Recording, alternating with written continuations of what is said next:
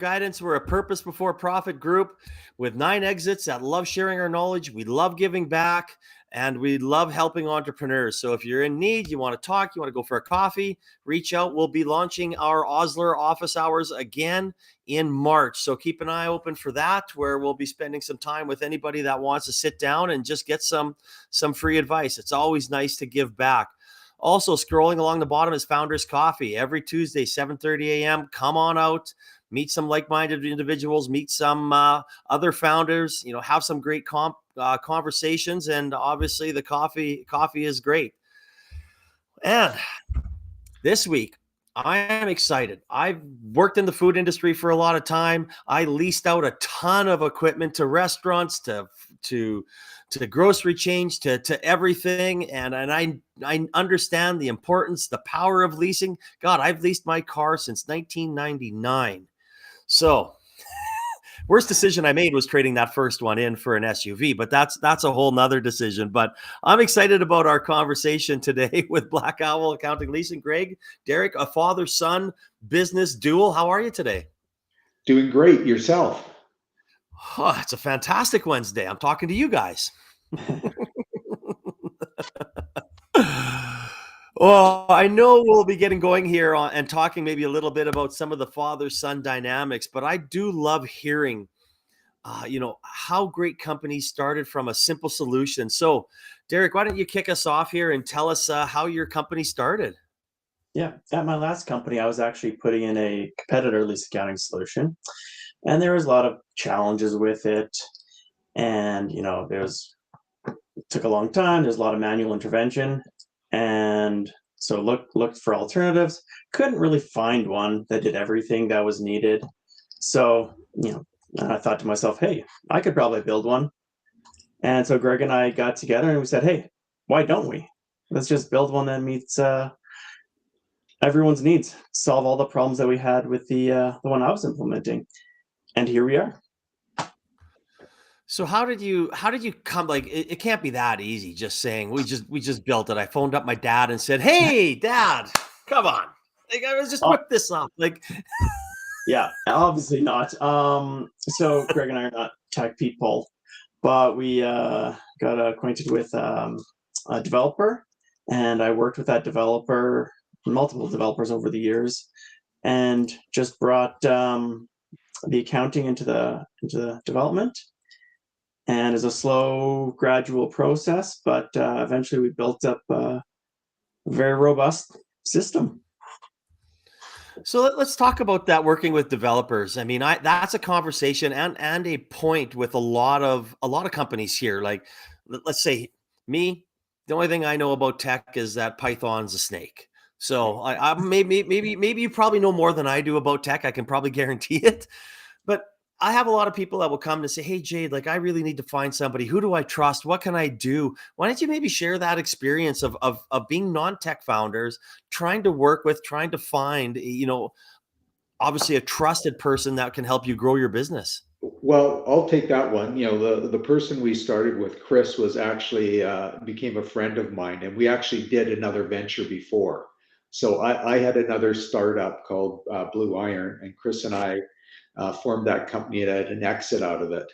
And from there, I got the appreciation about the importance of strong developers and people, and the people Chris used in that last venture, he had went to school with some of them. And so there was a very tight ecosystem of people who trusted each other. And from there, when we did it, and Derek had the idea for the software, he got together with Chris, and then Chris and him built that prototype. And and what we did with that prototype was, we still weren't 100% sure we've got something. So we took that prototype and then we started shopping it around, showing it to people at the CPA firms. Some of my consulting clients had done before, and they said, wow, you got something, I think you've got a game changer here. So that's sort of how. Now, Derek's experience with developers, let him share. Yeah, in my accounting career, I've been always more focused on the IT side. In a few companies, I've actually worked in the IT department as an accountant. implementing software, supporting software from an accounting perspective. So I'm well versed in the technical side of the IT, and so it was kind of natural that I understood the software, how the software works, and how we could apply the accounting to a software to just build a great solution. So, I mean, in a nutshell, you guys had an idea. It wasn't just coming out there and you know it. You had trusted partners, trusted relationships, that you've built in prior industries, prior companies, and some knowledge to it. Did that obviously make that journey a little easier? Did it make you feel a little more comfortable? I mean, obviously we've probably all heard the horror stories out there in our, oh, I'm going offshore, I'm not getting this, and not just seen them, I've heard them and lived them and gone from there. So was there anybody, outside that you had to deal with, or was it really that, building that trust? I think, I had the trust before with the development team that we had. And then what they had to do was earn Derek's trust, because Derek came, so he was much more hands-on than I ever was. Before I had some ideas, and, I occasionally watched him do some coding. Derek had definitely a more direct experience. And so maybe I'll let Derek, continue that response. Yeah, we definitely had trust. I had the confidence that we could build something. For sure, there was no doubt that we could build something good. It's just the thing is, could we sell? That was the one question mark. The only question mark I had was, how is the sales process going to go? Because that was the big unknown from my role that I just didn't know. Well, let's talk about what your company does. So, I mean, obviously, Black Owl Systems. If anybody wants any information right now, just click on the comment section, and it'll take you directly to their website. So, obviously, you had something, you figured out something. We'll talk about sales in a little bit, and clients and industries. But please, share what your tech does and what problem does it solve. I'll take the first stab at that. So what we do is, you hear the word lease accounting. So think of any company that leases assets, whether it's vehicles, equipment, computers, or on the other scenario, you're a dealer or manufacturer and you have a product that you're leasing to customer. So there's financial transactions going back and forth. The problem is your accounting systems do not handle natively the calculations required to do the lease accounting. So in 2019, government regulations changed how you report leases. They moved them off the income statement, and then you had to put them onto the balance sheet. So, it sounded complicated what I just said, and it is complicated. So that's where your core accounting systems can't do it. So this is where an industry was created. In addition to good old Bill Gates Excel spreadsheets, it was lease accounting software. So a lot of products were rushed to the market. And from there, with that rush to the market, there was a lot of gaps in completeness for calculations that weren't delivered. Still, it didn't solve some inefficiencies in processes. And so, that's where our product came to be. Anything to add to that, Derek? No, I think that was it. Basically, just replacing Excel with a software. Obviously, the standards added a lot of complexity, so Excel just couldn't keep up with that. And the international standards and the U.S. standards both changed to a more complex model around the same time. So it's a great time to get into that software market. Well, I thought Excel had superpowers. I could do everything. Well, funny, it does, but the problem is if you're doing it for one or two leases, yeah, it's fine. But when you start getting 10s, 20s, hundreds, thousands, that's where it starts falling apart. And then the person who built the spreadsheet moves on, and somebody else has to take it on. And so everyone has a different style. And you start thinking, 4 different people have been touching it. Things break. Yeah. Yeah, one cell's changed and everything falls apart. Oh yeah, don't I know that?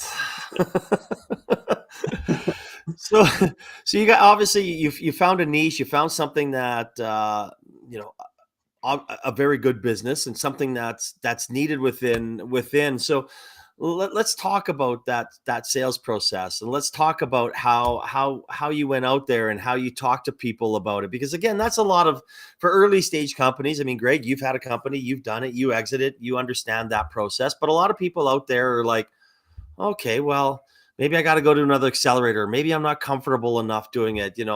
Talk about those early days of banging on doors. What did how did you do? What industry did you kind of figure, okay, we understand what we're comfortable with. We know what what we're talking about. We can talk the lingo, and then how did you break in that way?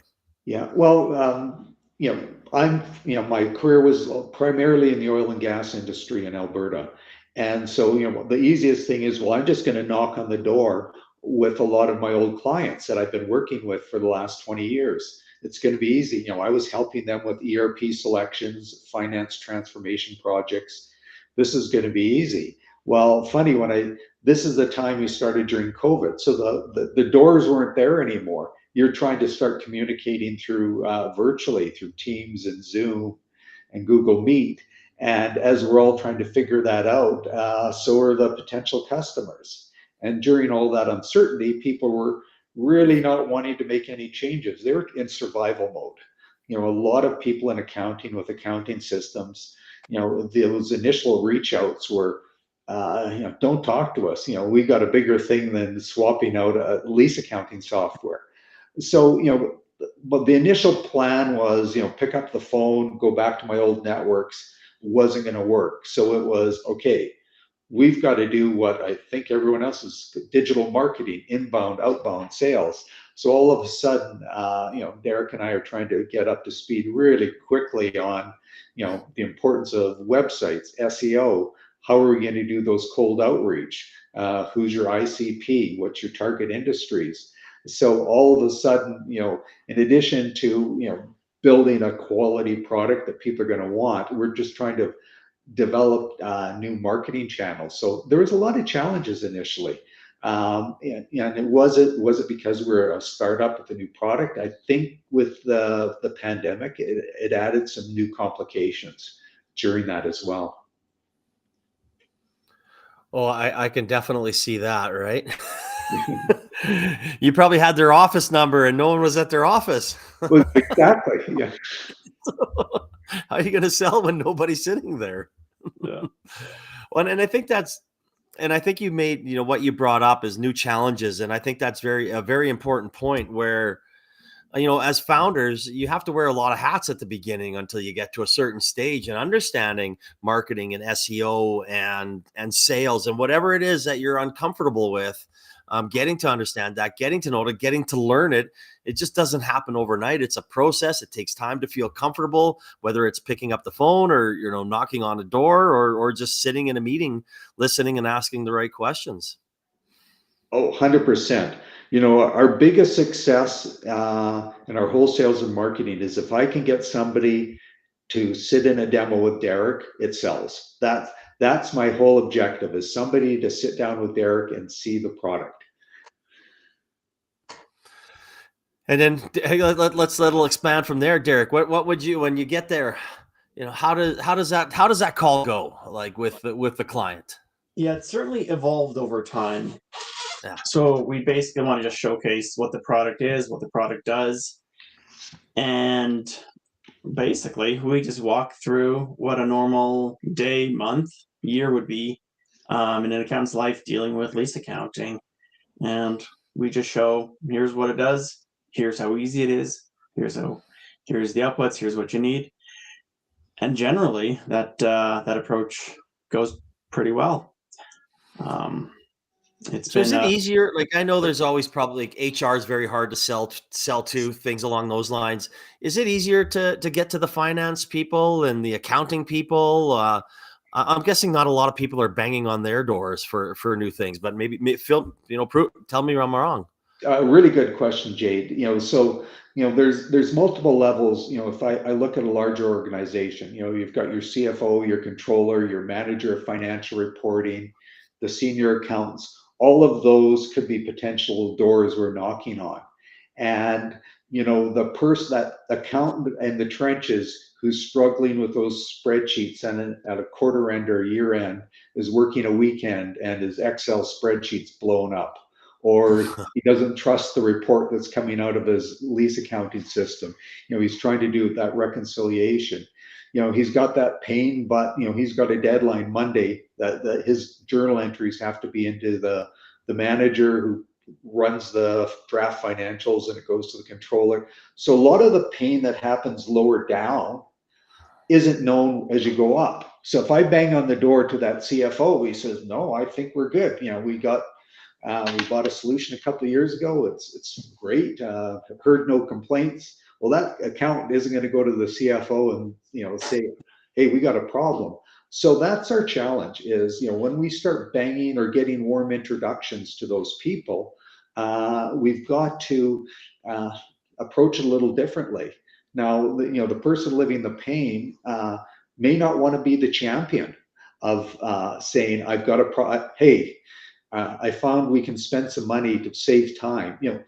We've had that with potential clients saying, "Whoa, are we going to eliminate you?" type of thing. So people are afraid sometimes to champion it or worried about their jobs. So.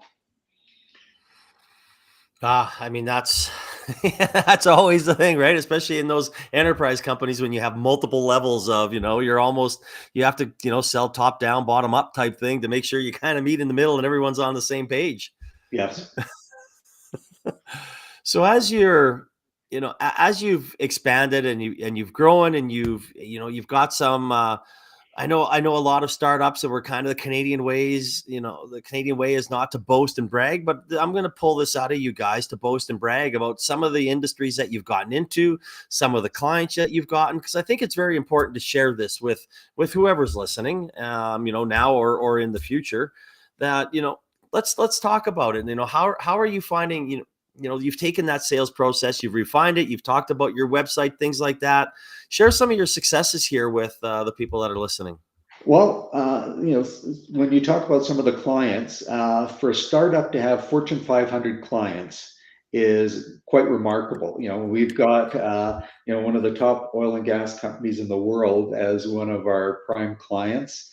We've got onboarding another Fortune 100 client coming in. So, so those are the larger ones. We've got energy service companies we're really proud of. We've got accounting firms. We've got hospital. We have a chemical companies. Private equity, so firm with all of their portfolio. So it's quite a variety of companies. So, it was a slow start, but it was during pandemic. And the thing is we took that prototype and we had to get it SOC certified. So we weren't really pushing the sales until that product was certified, saying, okay, we trusted it. We've had an accounting firm. Then sales started to happen. Then the growth happened. But, we're pretty proud of the clients we have now. And, it isn't just one industry. Each one is unique in how they do it. Their accounting's different. The systems are on. But what we're really happy about is how our system fits to all those different industries, different sizes of clients. Derek, anything to add? What you're proud of? Yeah, it's really reassuring when one of these large companies, they've looked on the market, they can't find anything. Then they come across us and we sell to them. Just to know that we're the one company out there that can meet their needs, the large complex company. That's just a big testament to what we can do. Yeah, and then just to carry on with that, those are the large, and then for our small clients, we did one. Literally, it was 3 hours of our time, and we went live. Now there's the developers who spun up the system. There's all of that side, but for direct Derek and my time was 3 hours, and we put a company live. And that's pretty remarkable for a small company where, early days when people were going on to lease accounting systems, it was 3 to 6 months. Didn't matter how many leases you had. Yeah, and that's just great to showcase that we're user friendly, easy to use, from small to the largest companies out there. No, so I think it's you guys are a success story that needs to be talked about a little bit more. I mean, I again, all the exits that I've been part of have all been bootstrapped, had gone. We're potentially starting, and we will be starting another company. We have to raise some capital here, and it'll be closing soon. But I like the process, and we'll get into, you've gone out there, you found a problem, you created a solution, you went and got clients, and now you're like, okay, I'm going to scale, or maybe I want to raise a little bit of capital. And if Bryan and Jacques are listening, kudos to you guys for coming in here. We all, big fans of Metiquity and what they did, and they have their process and their reports and their things along those lines. But why don't we talk a little? I want to talk about that process a little bit, because everybody, I'm going to say it, shits on it and says, oh my God, no one's going to invest here. No one's going to do it. No one's going to do, poor Calgary, poor Alberta, poor whatever. But I truly believe that companies that are investable are getting investments. And that's the way it should be. Just because you're raising capital doesn't mean you're going to get capital. And the only capital you control is sales. So I love the process that you guys went. So why don't you talk about seeing at that point when you said, hey, you know what, we should raise, why did you make that decision? And then talk about the process. So, we're at the stage where, we had our traction with clients. We knew we had a product that the market wanted. So at that point we said, okay, we're going all in. So, we bootstrapped. We had some early angel investors who came on, but we're saying, okay, we are confident we've got the product to move to that. So that was that decision point. Okay, we've got to go find outside investors. And that's when we started the journey. And so it was, talking to VC firms, talking to companies like Alberta Innovate to help us, guide us, individuals in that. Going through pitches with Startup TNT. Those are the things that just started that. And then as we continue to network and outreach, we came across Metiquity.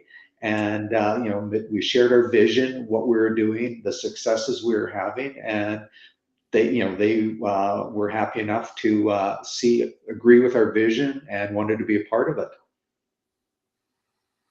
Is that how you saw it, Derek? That easy? Thankfully, Greg had most of that.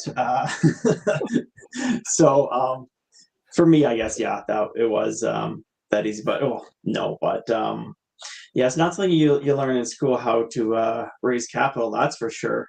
So it's definitely a process. You gotta sell yourself, sell your vision of the future, and hope investors see what you see in the future. Not easy. I would have to say it wasn't that easy as I described it. It was, a lot of learnings from it, and each potential investor I took from it. I took, whether it was a no or a maybe. It was, what did you like? What didn't you like? And I took those learnings into the next meeting I did, update, data rooms and all of that. And it was a journey. And as Derek said, they don't teach you this in school. I can talk to 3 other companies that have gone through raising, and everyone's experience was totally different. One of the things I did find in the ecosystem where you meet other tech companies that have gone through it, they really don't want to share the name of the company they want, because they may want more money and they don't want you to become the new favorite. So that was the one thing I did discover, is a lot of times people who had success raising, they were a little hesitant in sharing who they got it from. Well, again, whether that people share it or not, it's irrelevant. And honestly, I there's some really good points that you brought up in there, especially your takeaways, right? If when you learn and you ask, right? If you ask, well, what do you see? What did you not like? What do you like? Or what do you want to see? Or, what would maybe make us a little more appealing, and understanding because from what I like to what somebody else likes, to what Metiquity likes or Sprout likes or whoever, there's going to be different philosophies and different things that they're going to want to see. But that also might give you a very good idea on, onto how to help your business, how to grow your business, because most of these people have been entrepreneurs. They've been helping entrepreneurs. They're smart individuals. Oh, yeah, very smart. And everyone, and you're exactly right, linking it back to sales. What I learned through that process just helps us understand our customers better. So as we're trying to explain to investors, the benefits and where we are in our growth cycle, same type of thing is important, same message to share with the potential clients, because it's about our company, our viability. Those are all key things for the consideration when they're selecting us. Oh yeah, and as we talked about before, I mean, you're vetting the people that you want to allow into your business, right? It's Yeah. yes, you're doing due diligence on each other. It's like, do I want to answer to these guys, or have them help me for the next 10 years, maybe? Oh, you're right, because we did turn down some interest because we just didn't feel comfortable. It just didn't feel right. Oh, kudos to you. I mean, I know people that have done that, and it has to be right. You got to follow your gut. You got to follow your, it's a marriage, right? Yeah. And you want that, whether it's an angel or whether it's a Metiquity, you want them. They're going to want you to succeed. Obviously, they're going to open doors. You're going to want to be comfortable. So, like, I'm glad that you actually said that you've turned down some, because I think that's an important part of, I guess, of the dance to become partners. Yes. Absolutely. Our vision for the future has to be aligned, because, them being on the board, they're helping direct where this company goes, and we have to see the same goals. 100%. Well, talking about goals, what's next for you guys?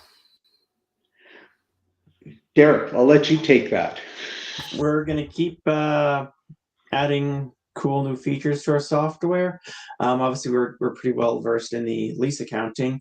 We are thinking about expanding to other areas of accounting, yet to be announced, but we see that our software really helps in one niche area, and that what we do could lend well to other niche areas as well.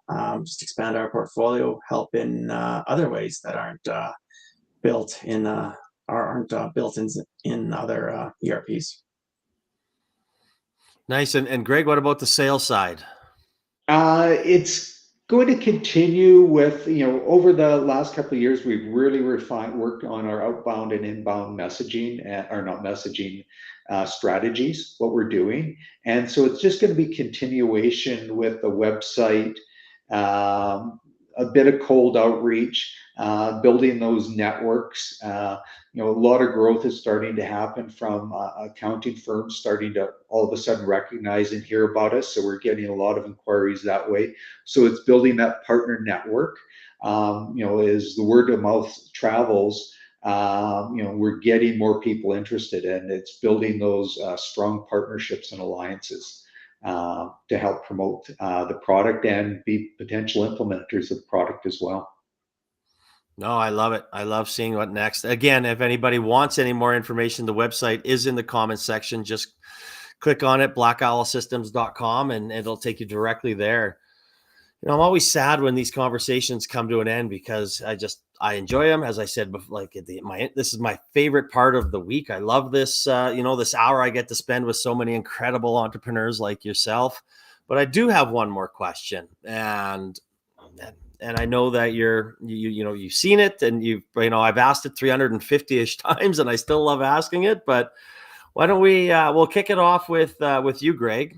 If you had one piece of advice for a startup or entrepreneur, what would that be? You could have the best product in the world, but you have to think about all the other components. We've talked about the sales and marketing, but it's raising money when you need. The accounting side, a lot of people take that for granted. They are, it's going to be easy. Budgets, forecasts, a lot of those things the HR side, government forms, government requirements, taxes. A lot of the entrepreneurs I've met, they know the product or they come from the development space, but all those other things that make a business run, people forget about. So it's getting those strong foundations in place and knowing that it isn't just asking a buddy to help. You've got to invest in those services, and again, getting great legal advice. It isn't just getting something cheap. You've got to get somebody. They become a trusted alliance partner as well as those law firms you work with. Yes, Derek, just go for it and don't half-ass it. Unless it's a lease accounting software, then maybe. Any other industry except mine. Right? I like that. I do like that. No, I know. I've been wanting to talk to you guys for a while, and it was good to connect with you out at the Plug and Play and conference in November. And I always say there's so many incredible companies here that fly under the radar, and I truly believe that you guys are one of them. And I want to thank you for coming on, sharing your story, sharing some of your challenges, sharing your successes. I think it's important for other entrepreneurs to share with other entrepreneurs and learn and be out there and be there. And that's kind of one of the reasons why I keep telling it like it is going, because it's, in my opinion, it's important. And, we're all busy. We all have different lives, but there might be something that somebody takes away from something that you said that can make a difference in their business. Yeah. Again, I appreciate you guys coming on. If anybody has any more information or wants any more information, just click on the blackowlsystems.com link in the comment section. Will take you directly there. Anybody wants to come out to Founders Coffee Tuesday morning, 7:30 a.m. Come meet some like-minded people, have some great conversations. And again, Greg, Derek, thank you so much for coming on, sharing your knowledge with us today. And I look forward to our next conversation. Thanks for having us.